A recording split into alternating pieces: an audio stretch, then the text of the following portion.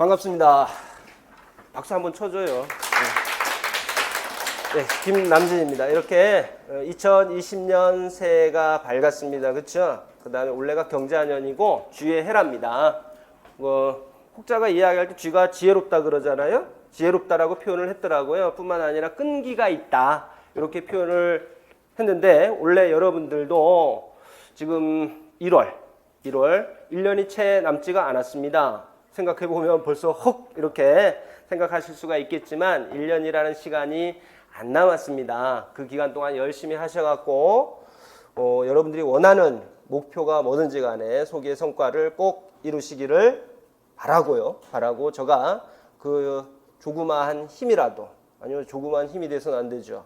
엄청난 힘이 될 수 있도록 노력하겠습니다. 뿐만 아니라 공부하는 과정에 궁금한 거 있으면 항상 눈치 보지 마시고 질문하세요. 우리 학생들이 항상 가르치는 사람한테 이렇게 이야기하죠. 교수님 바쁘신 것 같아서. 하나도 안 바빠요. 본 적 있습니까? 본 적 없잖아요. 누구든지 간에 바쁘면 여러분들이 아무리 급한 소식을 갖고 오더라도 저 바빠서 이렇게 손살에 쳐요. 그러니까 그런 눈치 보지 마시고 궁금한 거 있으면 항상 문의하고 바로바로 문제를 해결해 나갈 수 있도록 하셔야 될 것 같습니다. 되셨죠? 8페이지서부터 볼게요. 행동 지원의 이론적 배경 돼 있습니다. 행동 지원, 학교에 따라서는 행동 수정 이렇게 해서 배우고 있는 학교들이 있을 거예요. 그런데 이 지금 해당 단원을 배치하는 데 있어서 상당히 많은 고민을 했습니다. 무엇부터 여러분들에게 소개하는 게 가장 좋을까?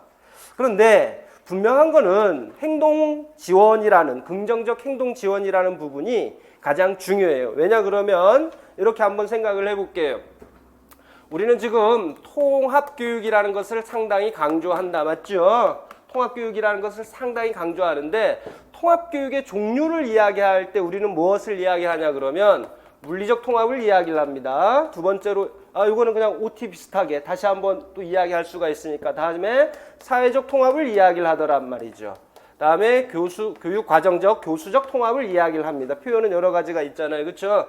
이거 지금 모르신다라고 해서 이거 뭐야 라고 생각하실 필요가 없어요. 왜 긍정적 행동 지원이 중요한 것이냐, 그리고 시험에 나올 수밖에 없는 것이냐, 이걸 여러분들이 아셔야 돼. 그래서 물리적 통합 때문에 나왔던 게 뭐냐 그러면 보편적 설계라는 거잖아요. 보편적 설계라는 부분들 우리 시험에도 이야기가 됐었다. 그렇죠? 그 다음에 사회적 통합을 위해서는 뭐가 필요하냐 그러면 같이 어울려서 지내야 된다라는 이야기에서 PBS가 나옵니다. 같이 어울려야 되니까. 그러니까 시험 나오죠. 2000년대에서 시험에 나왔던 이유가 뭐냐 그러면 우리나라도 1971년 대구 칠성초등학교를 중심으로 해서 통합교육이 시작이 됐다. 혹은 수원에서 중앙초등학교를 중심으로 해서 시작됐다라는 이야기가 나오고, 이 통합교육에 대한 학문이 우리나라에 들어오고 어떻게 할 것이냐라는 부분을 고려하는 과정에서 1997년에 미국에서 장애아 교육법에서 PBS라는 게 언급이 되더라. 그러다 보니까 우리나라 쓱 들어왔단 말이죠. 교수적 통합, 뭘 이야기할 것이냐? 일반 교육 장면에서 통합교육이라는 걸 생각을 하게 되면 일반 교육 장면에서 모든 애들이 낙오되는 학생 없이 모든 학생들이 수업을 따라올 수 있어야 된다. 물론 교수적합화라든지 한번 들어봤다. 그쵸? 교수적합화라든지 여타의 방법을 통해서도 충분히 따라오게 할 수는 있으나 근본적으로 목표를 바꾸지 않고 다양한 방법을 통해서 처음부터 따라오게 할 수 있는 방법이 뭐가 있을까? UDL이라는 게 있더라 이거죠. 시험 다 나왔잖아요. 그래서 최근에 트렌드 이게 2000년대 초반부터 유행을 했다라고 치면 우리나라 학문이 들어온 게 2000년대부터 들어왔을 거잖아요. UDL 최근에 나오기 시작을 했잖아요. 그렇죠? 교수적합화가 싹 지나간 다음에 UDL이 나오는 이유가 뭐냐 그러면 교수적 통합이라는 시대적인 욕구를 충족시켜 줄 수 있는 부분이기 때문에 이와 같이 언급이 되는 거예요. 그만큼 중요한데 문제는 뒷부분에서 배워야 되느냐 앞부분에서 배워야 되느냐, 이게 그만큼 중요한 거기 때문에 저는 앞쪽에 배치를 했습니다. 자, 그럼 이제부터 들어보세요. 여러분들은 이미 익숙한 용어로 행동수정이라는 것을 알고 있으실 겁니다. 알고 있으시죠? 그쵸? 한번 들어봤다. 그쵸? 행동수정 모르시는 분, 행동원리를 적용을 하는 겁니다. 행동원리라는 것은 뭐냐 그러면 인간의 행동을 통제하는 원리를 행동원리 이렇게 이야기를 해요.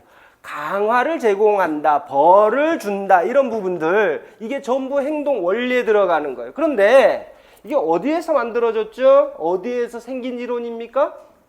실험실에서 만들어졌다라는데 문제가 있어요. 여러분들이 알고 있는 누구누가 있냐 그러면 제일 먼저 파블로프 있었잖아요. 그쵸? 개실험. 다음에 숀다이크 있을 겁니다. 마지막으로 스키너 이렇게 있잖아요. 우리는 파블로프의 이론을 뭐라고 이야기를 하냐 그러면 고전적 조건 형성 이론 이렇게 이야기를 해요. 그렇죠? 원래 고전적이라는 것은 없었던 표현이다라는 것도 뭐 교육학을 통해서 들었든 아니면 특수교육학 시간을 통해서 들었을 겁니다. 다음에 숀다이크라는 사람은 세 가지 법칙을 이야기를 했더라. 맞죠? 효과의 법칙, 효과. 연습의 법칙. 이거 또 쓰십니까? 쓰지 마요. 지금 여러분들에게 중요한 건 모르는 게 아니잖아. 이거 다 찾아보면 나와요. 학교에서도 또 들을 기회 있어. 그러니까 제가 설명하는 의도를 잘 알아야 돼. 어떻게 해서 긍정적 행동 지원 그리고 여러분들에게 익숙한 학교 차원의 긍정적 행동 지원까지 흘러 들어갔느냐 이 큰 줄기가 여러분들 머릿속에 있어야지만이 다음에 세밀하게 들어갔을 때 어떻게 연결된 거를 안단 말이에요. 흐름을 모르면 개별적인 것만 알면 문제를 못 풀어요. 전체적인 스토리 안에서 상호 요인들 간의 관계를 명확히 알아야지만 문제가 바뀌었을 때 서다평 말고 서다평은 말 그대로 단편적인 지식 딱딱딱 물어보니까 외운 거 그대로 쓰면 되죠. 근데 서술형 같은 경우는 그게 어려워. 그러니까 전체적인 흐름을 머릿속에 딱 염두에 두고 여기에다가 정교화를 시켜야 돼. 여기에다가. 무슨 이야기인지 아시겠죠? 이게 중요한 게 아니잖아요. 중요한 건 제가 중요하다라고 이야기를 하죠. 이와 같이 세 가지 법칙을 만듭니다. 그런데 스키너라는 사람은 참 영악한 사람이었던 것 같아. 남이 딱 차려놓은 밥상에 숟가락 하나만 딱 얹혀놨으니까요. 무슨 이야기인가 하면 이제 요거는 여러분들이 한번 생각해 보셔야 돼. 조건화라는 이야기들 나오잖아요. 그렇죠? 조작적 조건화. 조건의 뜻이 뭐예요? 죄송합니다. 조작적 조건 형성 이론 이게 조건 형성. 나중에 이 사람이 스키너가 조작적 조건 형성 이론 나오잖아요. 그렇죠?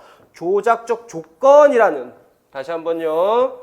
조작적 조건 형성 이론 이렇게 나왔을 때 조작적이라는 말이 뭐예요? 조작한다라는 말이 뭐예요? 자, 읽어보세요. 답을 기다릴 시간이 없어. 그래서 파블로프 실험 어떻게 했는지 머릿속으로 한번 리뷰해보고 뭐 고기하고 종 하니까 했다. 맞죠? 수동적이었네. 맞죠? 수동적이었네. 반응이 수동적이었잖아. 고기 주니까 침 흘렸죠. 종 치니까 침 흘렸죠. 이런 것들이잖아요. 실험 대략적으로 이야기하니까. 근데 숀다이크에서는 어떻게 됐냐 그러면 상자 안에 고양이 혹은 쥐가 들어가 있고 밖에 생선 냄새 풀풀 풍기니까 쥐가 막 돌아다니다가 어느 순간에 페달 밟아서 문 열리니까 와갖고 우와 내가 좋아하는 고기 있네? 이렇게 먹고 들어갔잖아요. 환경을 바꾼 게 누구죠? 쥐잖아. 과거엔 사람이라는 제3의 인물이 고기도 주고 종도 치고 하면서 무조건 자극을 조건 자극으로 중립 자극을 조건 자극으로 만들고 이런 부분들이 있었는데 가만히 생각해 보니까 아니더란 말이야. 가만히 생각해 보니까 환경을 이 조작적이라는 말은 뭐냐 그러면 환경입니다. 환경을 인간이 인위적으로 바꿀 수도 있다라는 이야기입니다. 환경을 인위적으로 바꿀 수 있다. 확 바뀐 게 뭐냐 그러면 파블로프 대 숀다이크 스키너 요 두 사람의 차이점은 뭐냐 그러면 파블로프는 수동적이다라는 겁니다. 수동적이다. 두 사람은 꼭 그런 건 아닌 것 같다. 인간이 인위적으로 환경이라는 것을 바꿀 수도 있다라는 능동적인 자세로 바뀌어버리는 거예요. 그러면 결국 행동 원리하고 관련지어서 이야기하면 어떠한 환경을 제시해 주느냐에 따라서 사람의 행동이 바뀌겠네.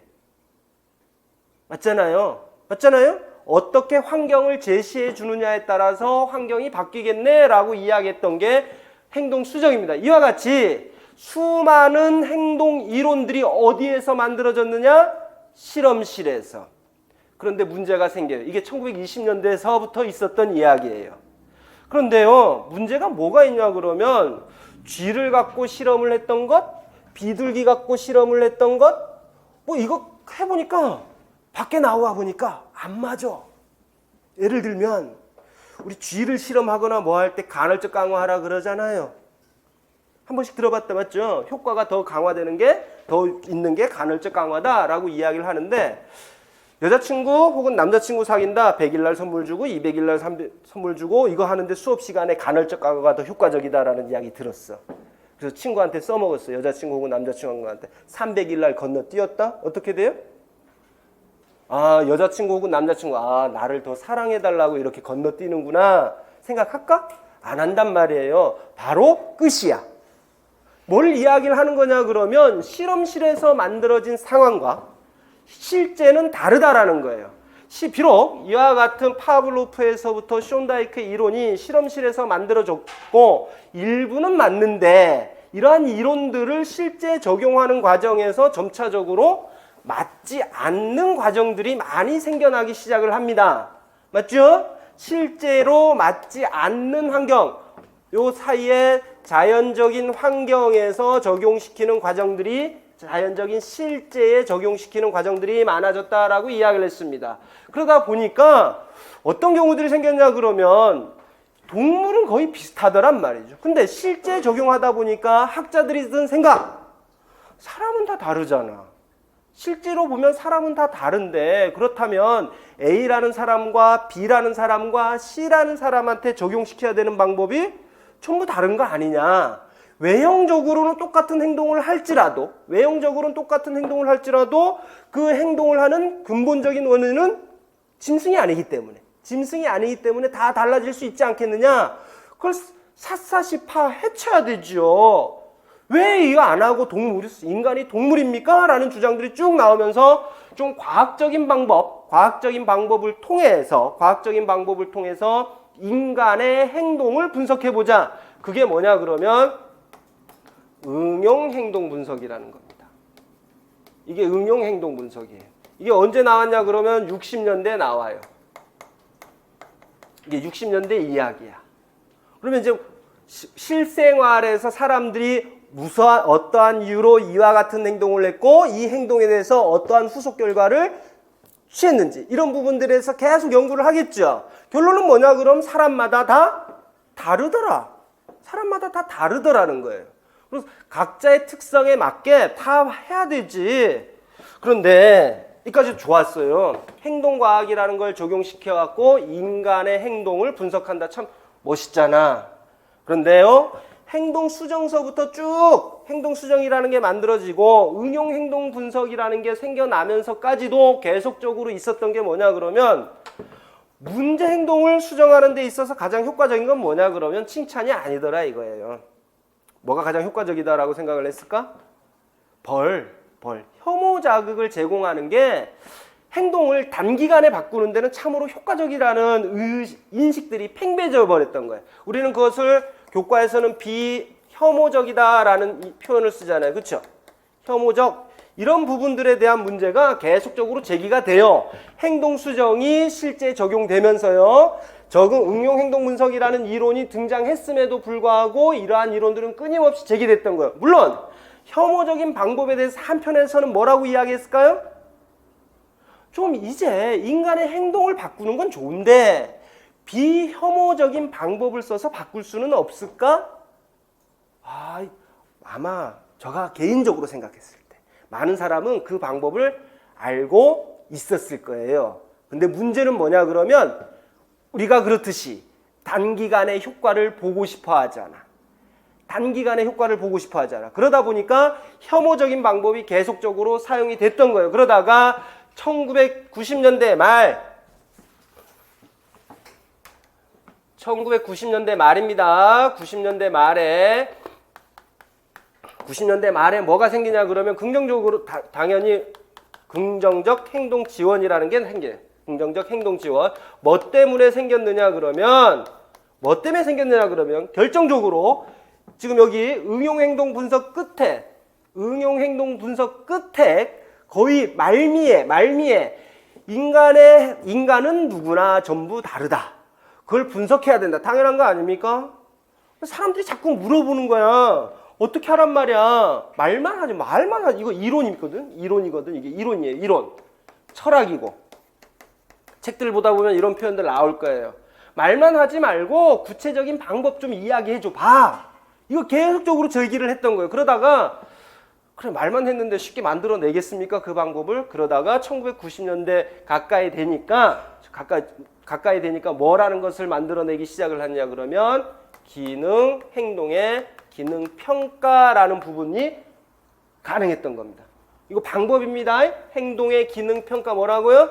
행동의 기능 평가. 이 방법이 만들어져. 이 방법을 구안하게 됩니다. 그러다 보니까 행동 수정 문제점 있었죠. 그렇죠? 혐오적인 방법 사용하더라.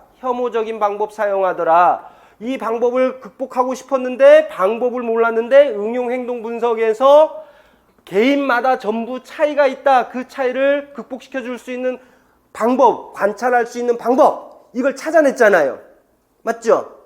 이걸 찾아내니까 얼마나 좋아. 그럼 됐어. 이제 그러면 개별 아동들 하나 전부 원인 파악하고 걔네들에게 적절한 중재를 제공을 해주면 될 것 같아. 근데 또 뿐만 아니라 개인을 바꾸는 것도 중요한데 체제, 사회 전체를 바꾸는 것도 상당히 중요한 것 같아 라는 생각을 했습니다. 왜냐? 응용 행동 분석은 지금까지 설명한 걸 토대로 해서 보니까 실제에서는 모든 개인은 다르다면서요. 맞죠? 개별화의 원리를 충족시켰다라고 이야기할 수 있겠네요. 맞습니까? 맞잖아. 과거에 동물 심리학을 통해서 나왔던 행동 수정은 모든 인간은 동일하다라고 했기 때문에 떼쓰면 무조건 사탕을 하나 주든 떼쓰면 체벌을 하든 다 똑같이 했죠.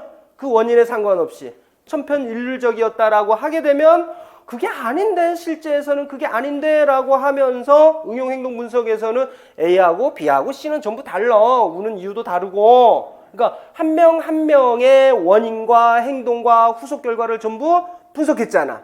맞죠? 그러다 보니까 개별화의 원리가 적용됐다라고 치게 되면 한 가지 더 고민했죠. 학자들은. 그래 개별화 됐어. 이거 얼마나 우리가 지속시킬 수 있을까? 학교 장면을 떠나면 어려운데 여러분들이 현장에 가시면 바로 고민합니다. 내가 열과 성의를 다해서 우리 애들 가르쳤는데 내 내년에 정근 가는데 혹은 내년 되면 여러분의 현장 실습 기간만 하더라도 내가 5월달 지나면 못 오는데 라는 이유 때문에 많은 학생들이 그 기간 끝나면 여러분도 경험하셨겠지만 울었잖아. 내가 없으면 이거 누가 해주지? 이런 생각 든단 말이에요. 그러면 그 행동이 쭉 유지가 돼야 돼. 우린 그걸 뭐라고 이야기를 하냐 그러면 일반화라고 이야기하죠. 그렇죠? 일반화하기 위해서는 선생님만 바뀌어서는 안 되잖아요. 그렇죠? 학교도 바뀌어줘야 돼. 나는 A라는 학생이 착한 일을 하니까 교실에서 칭찬해줬어. 밖에 나가서 우리 애가 똑같은 행동을 했단 말이야. 우리 선생님은 칭찬을 해줬는데 왜 다른 사람은 칭찬 안 해줄까? 그러면 그게 일반화 효과가 있어요? 없어요? 없어. 그 다음에 학교에서는 분명 선생님들이 칭찬을 해주는데 집에 가서는 아무리 귀여움을 떨고 착한 일을 많이 해도 우리 엄마 칭찬 안 해주네? 아니단 말이야. 그래서 이러한 일반화를 계속적으로 유지하기 위해서는 체계가 바뀌어야 된다. 시스템 전체가 바뀌어야 되겠다. 그래서 긍정적 행동 지원은 일반화라는 것을 강조하죠. 일반화. 왜 일반화가 강조되는지 아시겠죠? 응용 행동 분석을 통해서 다 파악을 했어. 근본적인 원인까지 다 파악해갖고 이 녀석한테 어떻게 우리가 제공할 거야. 계획 다 수립을 했는데 이게 단편적으로 끝나버리면 안 되고 쭉 이어져야 되니까 쭉 이어지기 위한 하나의 방법으로 우리는 무엇을 고민한다고요? 체제가 전부 나와서 체제 전체를 이 학생의 문제 행동, 바르게 개선된 행동을 유지시켜 줄 수 있는 쪽으로 가는 게 맞다. 이렇게 될 수 있잖아요. 맞죠? 긍정적 행동 지원은 이렇게 해서 확립이 됩니다. 이게 확장이 이제 이게 가정에서 적용이 되느냐, 사회, 지역 사회에서 적용이 되느냐, 혹은 학교에서 적용이 되느냐에 따라서 이름이 달라져요. 그쵸? 근데 우리는, 여러분들은 교사가 되실 분들이기 때문에 학교 장면에서 긍정적 행동 지원이 적용됐을 때를 중점적으로 배우고 있을 뿐이다. 그래서 여러분들이 주로 배우는 것은 뭐냐 그러면 학교 차원의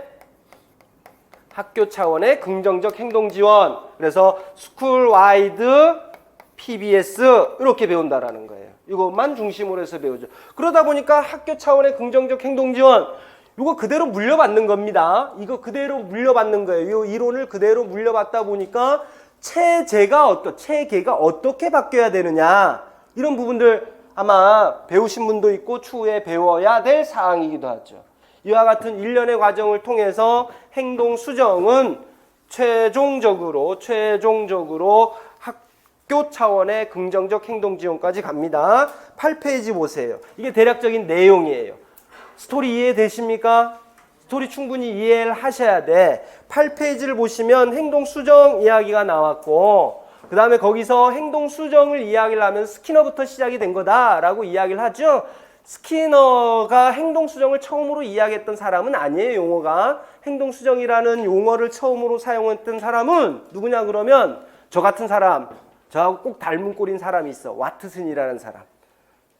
내가 여러분들 임용 합격을 원하십니까? 그래, 내가 다 만들어줄게. 이렇게 했잖아요. 그렇죠? 와트슨이라는 사람이 그렇게 이야기했잖아요. 판사 만들고 싶으세요? 저한테 보내세요. 저 판사 만들어 드릴게. 변호사? 에이, 어려운 거 없어. 내가 만들어주면 되지. 어떻게 한다고 했을까요? 그 사람은. 자극 주면 돼. 그에 맞는 자극 주면. 그러다가 실수를 했죠. 한 가지 실수를 한 게 뭐냐 그러면, 이런 이야기는 하면 안 되는데 도둑을 만들 수도 있습니다. 해버려요. 도둑놈을 만들고 싶습니까? 그러면 도둑놈도 만들어 드릴 수 있습니다. 이렇게 해서 윤리적으로 비난을 받기도 했는데, 와트슨이라는 사람이 처음으로 행동수정이라는 용어를 썼어요. 그러나 조금 전에 살펴봤듯이 파블로프에서부터 션다이크, 스키너까지 왔을 때 파블로프가 전형적으로 생각했던 거하고 바뀌게끔 만들어준 사람이 션다이크였단 맞죠? 그렇죠? 사람이 인위적으로 환경을 바꿔서도 강화를 받을 수 있다라는 부분을 이야기를 했었고, 그 이론을 정교화한 사람이 스키너이기 때문에 많은 책에서 스키너를 행동수정을 이야기를 하면서 처음으로 스키너의 조작적 조건 형성 이론을 토대로 해서 만들어졌다, 이렇게 이야기를 합니다. 응용행동 분석 보세요. 조금 전에 제가 쭉 스토리 이야기할 때 뭐라고 이야기했냐 그러면 동물 심리학, 그러니까 실험실에서 구조화된 장면이 뭐예요? 어떤 거예요? 모든 상황을 통제시켜버린 장면입니다. 모든 상황을 통제시켜버린 장면, 실험실 장면 생각하시면 돼요. 그 상황에서 만들어진 거지만 실제 적용해보니까 안 되더라. 이러한 문제점, 모든 아동은 다르다라는 거잖아요. 그렇죠? 그래서 생겨난 개념이 응용행동분석이라는 겁니다. 응용행동분석. 그래서 응용행동분석은 A라는 아동과 B라는 아동, C라는 아동 전부 다르더라. 그래서 얘한테 자극을 줬을 때 행동은 어떻게 바뀌고, 그 다음에 후속 결과는 얘한테 다시 또 어떠한 영향을 미치느냐, 전부 객관적인 자료를 통해서 객관적으로 볼 수 있는 데이터를 만들어 보겠다, 방법을 만들어 보겠다라는 원리면서 철학, 이렇게 생각을 하시면 됩니다. 근데 여러분들에게 한 가지 묻습니다. 쉼없이 이야기해 오셨을 건데, 응용이라는 이야기가 뜻이 뭐예요? 왜 묻습니까? 여러분은 다 허투루 넘겨. 저는 시험 나가면, 시험 출제에 들어갔으면 이것도 내 거예요. 왜냐 그러면 우리는 용어를 사용하는 데 있어서 그 용어가 갖고 있는 의미를 모르고 막 사용하죠. 막 사용하잖아요. 응용의 뜻이 뭐예요? 긍정적 행동 지원을 이야기를 함에 있어서도 반드시 언급되는 게 응용행동 분석이잖아요. 그렇죠? 이 단어는 무조건 응용행동 분석을 안 거치고 갈 수가 없는 단어이고, 응용행동 분석이라는 용어는 어떤 교재는 응용행동 분석 자체가 교과목의 교재의 제목이기도 합니다. 응용이 뭔데요? 실생활에 적용 가능한이라는 이야기입니다. 실생활에 적용 가능한. 왜 그러한 용어가 생겼는지 조금 전에 일련의 과정을 스토리 이야기해 드렸다. 맞죠? 기억하셔야 됩니다. 기억하셔야 됩니다. 왜 우리는 그냥 행동 분석이라고도 이야기 안 하고 응용 행동 분석이라고 이야기를 하느냐라는 부분은 여러분이 조금 전에 제가 이야기 들었던 이 앞에서부터 끝까지 이야기했던 일련의 과정을 이해하지 못하시면 이게 도대체 무슨 이야기야 라는 의문점이 들 수밖에 없어요. 다음에 행동이라는 건 행동 끝까지 앞에서 살펴봤던 행동 수정에서부터 제일 마지막까지 살펴봤던 학교 차원의 긍정적 행동 지원까지를 지배하고 있는 패러다임이 뭐냐? 패러다임이 뭐예요? 우리나라에선 담론 이렇게 이야기를 하죠. 그렇죠? 패러다임이 뭡니까? 여러분 교육학을 공부하든 뭐를 공부하든 인식론이라는 이야기 상당히 많이 들을 거예요. 그렇죠? 여러분은 요하고 상대되는 개념이 뭐냐 그러면 지식론이라는 개념이 있어. 지식론은 안 배워. 지식론은 안 배워요. 왜냐 그러면 선생님은 지식을 만들어낸 사람이 아니야. 선생님은 만들어진 지식을 학생들에게 전달하는 사람이기 때문에 뭐에다가 관점을 둬야 되냐 그러면 내가 전달하는 지식을, 교사가 전달하는 지식을 앉아있는 학생들은 어떻게 받아들일까? 이게 주 관심사야. 맞죠? 그러다 보니까 인식론 그러면 여러분들은 세 가지 생각하시면 돼요. 이거 합격해서도 계속 머릿속에 딱 집어넣으십시오. 모든 과목 이해하는 데 있어서 꼭 필요한 거고 기본적으로 이게 돼 있어야 돼. 우리 재학생들 하면 막 모르지 말고 행동주의, 다음에 인지주의, 세 번째 구성주의입니다. 어떻게 받아들이느냐. 자극을 주면 학생들은 받아들인다. 뭔 소리냐? 학생들은 스스로 지식을 찾아내서 받아들이기도 하더라. 뭔 소리냐? 뭔 소리야? 선생님이 전달하는 거하고 학생이 받아들이는 것은 달라. 학생은 자신이 갖고 있는 선행 지식을 토대로 해서 지식을 새롭게 구성하면서 받아들여. 요거예요. 요거 구성주의. 그러니까 요 두 개는 객관적인 사실이 있다라고 생각을 해서 객관적인 사실 찔러주면, 자극을 주면 학생은 반응할 것이다 이렇게 이야기하는 거고, 학생들은 능동적으로 그러한 지식을 찾아서 습득하는 경우도 있다라고 이야기를 하는 거고, 객관적인 사실이 있는 거잖아요. 그렇죠? 그래서 우리는 그걸 객관주의라고 부르잖아요. 공학 시간에도 또 나옵니다. 다음에 구성주의. 에이 무슨 객관적인 사실이 없어. 단편적인 예로 우리는 태양계를 배울 때 저 때는 수금지와 목도천해명 이렇게 배웠어요. 근데 중학교 때인가 가니까 명왕성 없어졌대. 이건 또 뭐야? 우리 때 분명 선생님이 그랬거든. 다른 건 몰라도 이건 안 바뀌어. 바뀌구만. 맞죠? 그 다음에 제가 지금 열심히 이야기를 하고 있는 것 같잖아요. 그쵸? 겉으로. 다 여러분들 제가 이야기한 그대로 받아들였나요? 아니야. 여러분들이 갖고 있었던 기존의 지식을 갖고 내 걸 재해석하면서 듣고 있잖아. 내가 그러지 말라고 했음에도 불구하고 하고 있잖아요. 그쵸? 그게 뭐냐 그러면 구성주의예요. 그게 구성주의야. 객관적인 진리 없어. 어떻게 받아들이느냐. 인식 주체의 문제지 객관적인 진리가 존재하는 거 아니야. 그래서 객관주의하고 구성주의 이렇게 이원화시켜서 이야기도 하더라 이거죠. 이게 패러다임입니다.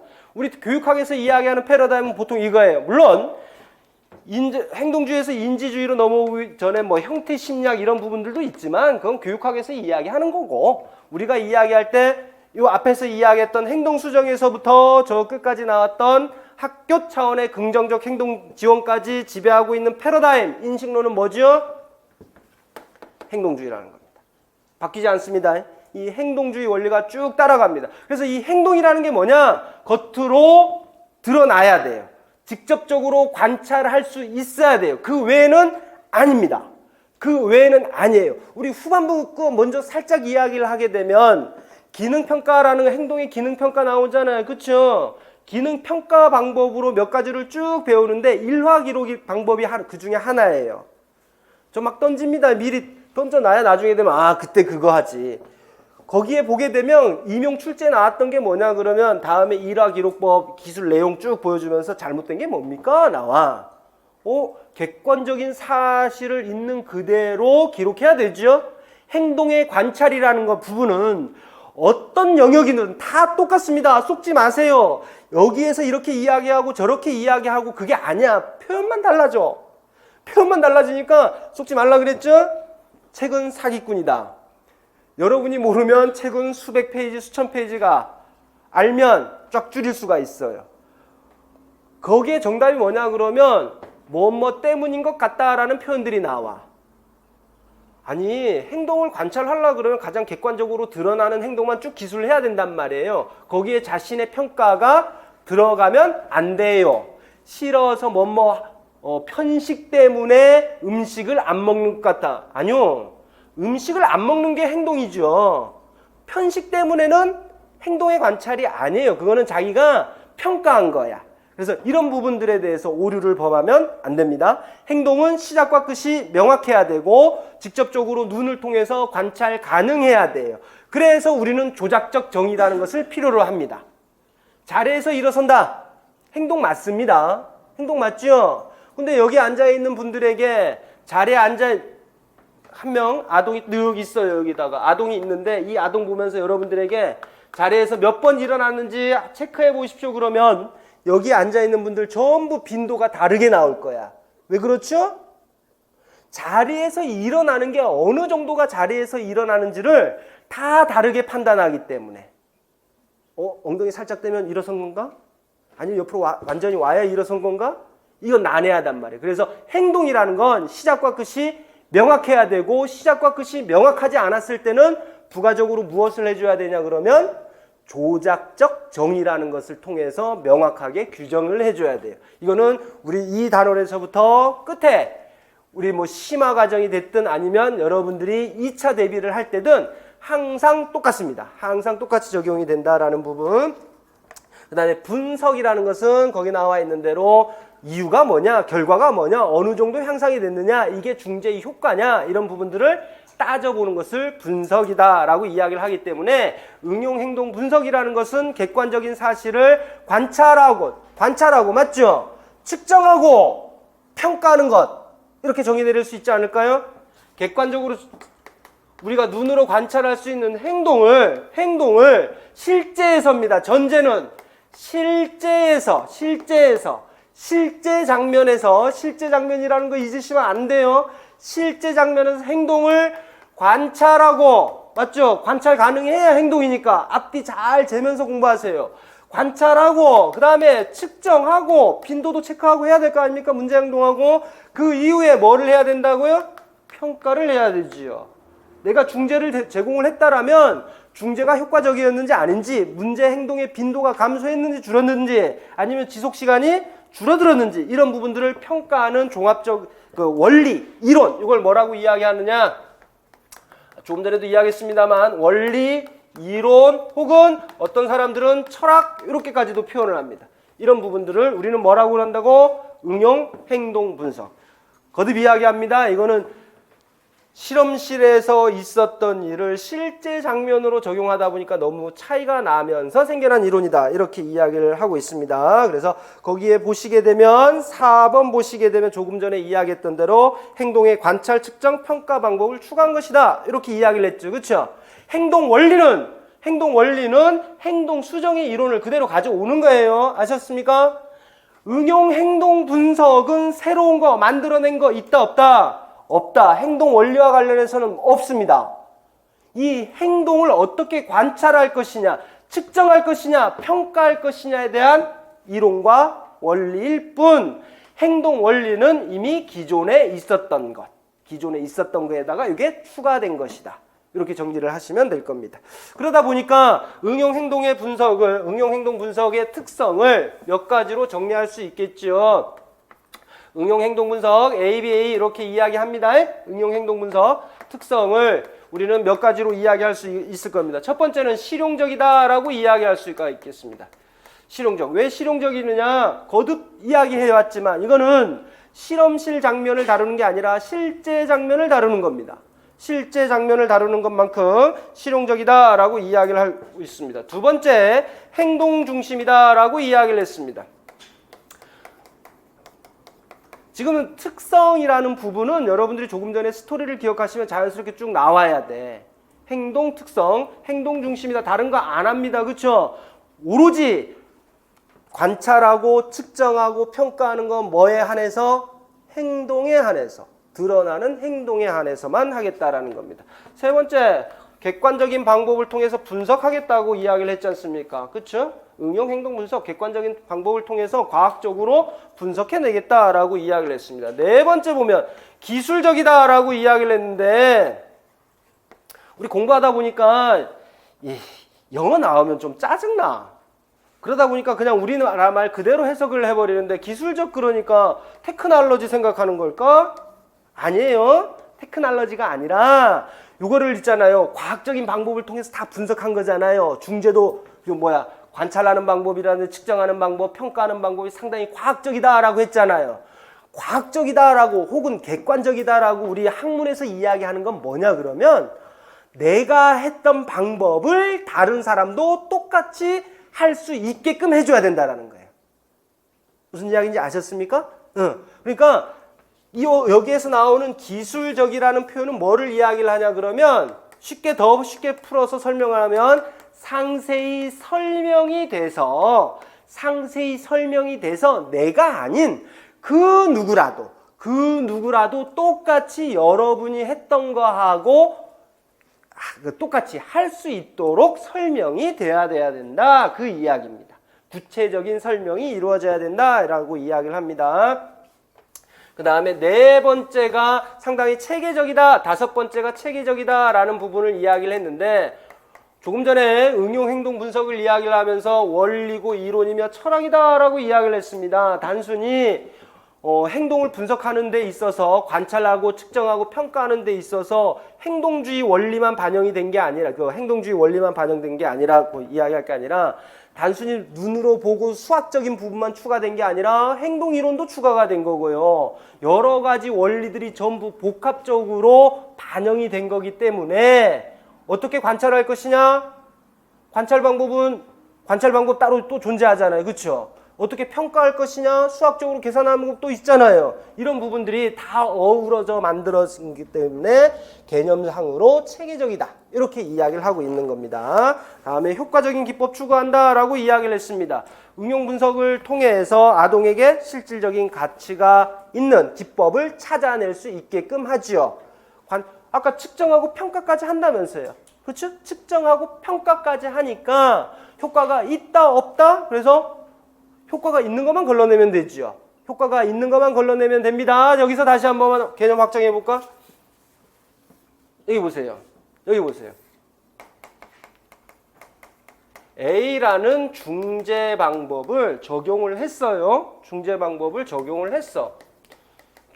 적용했더니 효과가 있는 경우가 있고 효과가 없는 경우도 생기겠죠. 그러면 긍정적 행동 지원을 하기 위해서 요 시스템 차원에서는 효과가 있는 자료들도 있고 효과가 없는 자료들도 싹 다 모을 거예요.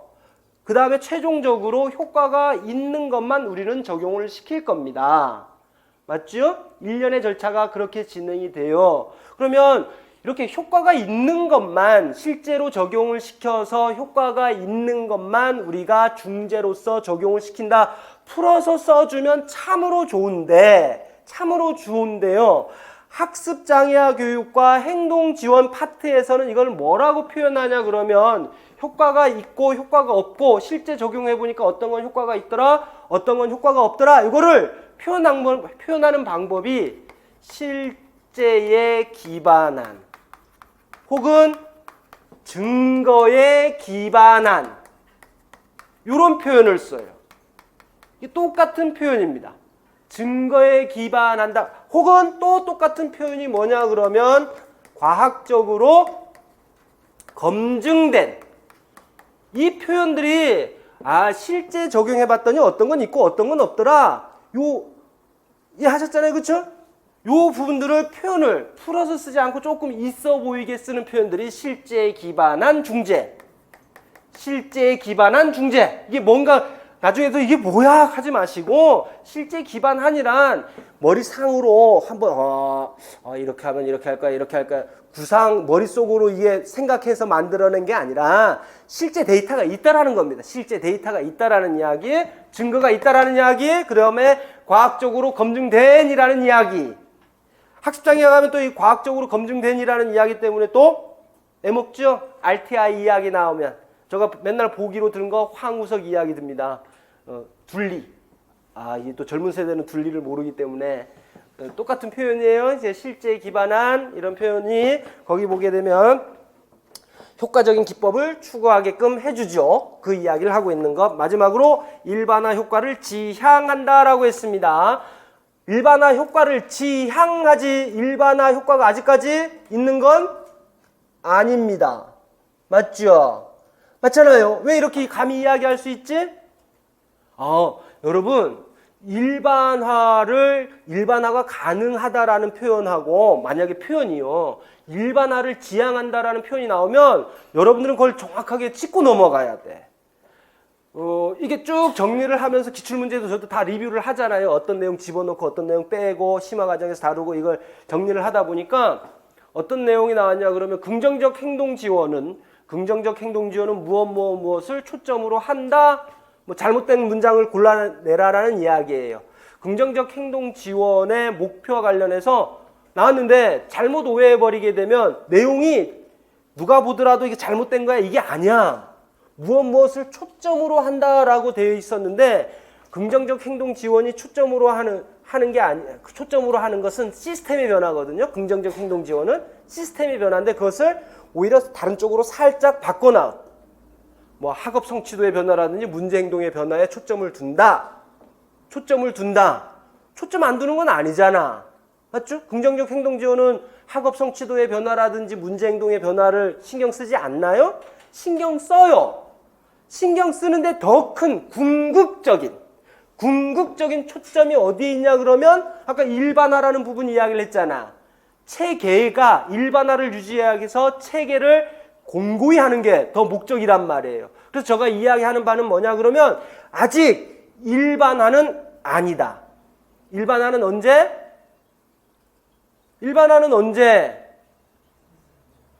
긍정적 행동 지원 나와서 일반화가 된다 그랬잖아요. 왜 긍정적 행동 지원이 생겼느냐? 물론 고전적 행동 수정이 갖고 있는 비윤리성이라든지 인권의 문제 이런 부분들이 문제가 되긴 하지만 일반화시킬 필요가 있으니까 삶의 질 향상, 나의 삶의 질도 향상시켜야 되고 장애 아동을 둘러싼 주변 인물들에 대한 그것도 바꿔야 되니까 그렇게 이야기를 하는 거예요. 그래서 아직까지는 아니다. 지향한다라는 데다가 여러분들은 분명하게 방점을 찍고 알고 계셔야 됩니다. 다음에 긍정적 행동 지원이에요. 자, 그러면 경계를 다시 한번 지어봅시다, 여러분. 경계를 한번 지어봅시다. 여기까지 하고 잠깐 텀 뒀다가 또 이야기했다가 쉴 거야. 쉬었다가가 아니라 조금 정리하고 넘어갈 거예요. 조금 전에 시간 순서대로 정리할 때 보니까 이렇잖아요. 제일 먼저 뭐가 생겨났다고? 20년대 행동 수정이 생겨났다. 실제 적용하려고 하다 보니까 문제가 생기더라. 뭐가 생겨났다고요?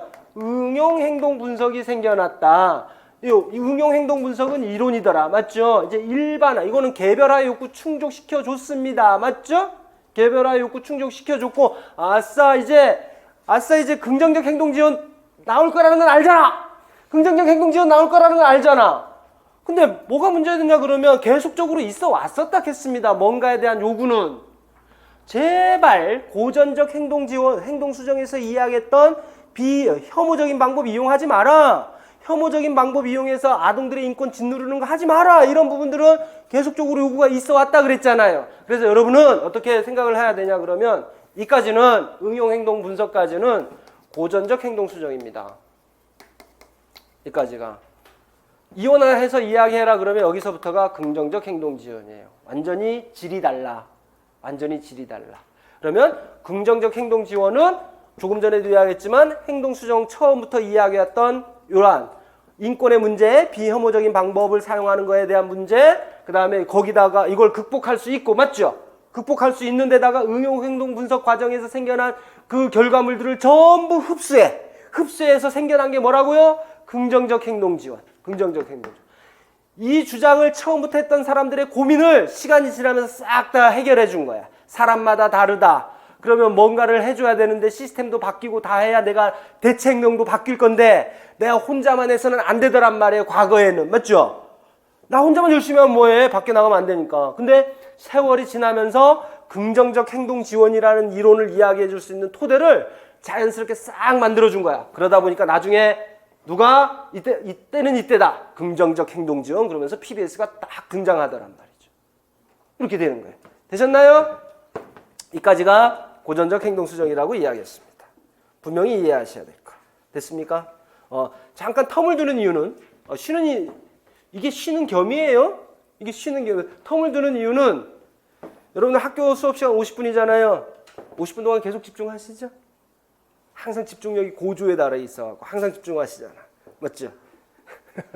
그게 잘 안 돼요. 그게 더 잘 안 돼. 그 다음에 여러분들 인강도 들어보셨겠지만 인강 들을 땐 더 그렇잖아요. 그렇죠? 실질적으로 와서 교수자랑 커뮤니케이션 하는 것도 아니고 그러다 보니까 더욱 지루해요. 그러다 보니까 잠깐 쉬는 시간 겸해서 아까 정리했던 이유가 인강생들은 여기서 선생님 여기서 이거 잠깐 자르셔도 됩니다. 여기서 잘라버리세요. 여기서 잘랐다가 다시 시작하시면 돼요.